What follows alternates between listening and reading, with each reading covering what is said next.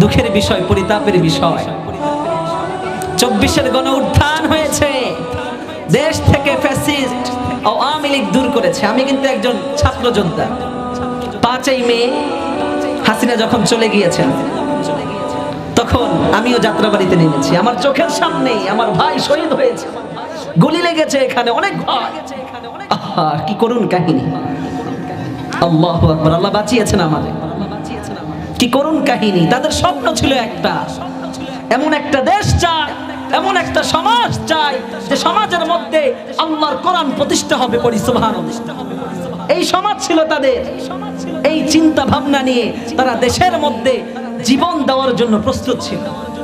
তাদের জীবন দেওয়া মানে এটা না, তাদের স্বপ্ন এটা ছিল না যে আমার রক্তের বিনিময়, আমার জীবনের বিনিময় যেন দেশের মধ্যে কোরআনী আইন বাদ হয়ে যায়। এটা ছিল তাদের।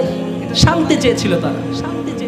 দুর্ভাগ্যের বিষয়, পরিতাপের বিষয়, দেশ থেকে জালেম গিয়েছে, কিন্তু আজও আমার দেশে চাঁদাবাজি, টেন্ডারবাজি আছে না নাই? দুঃখের বিষয়, পরিতাপের বিষয়।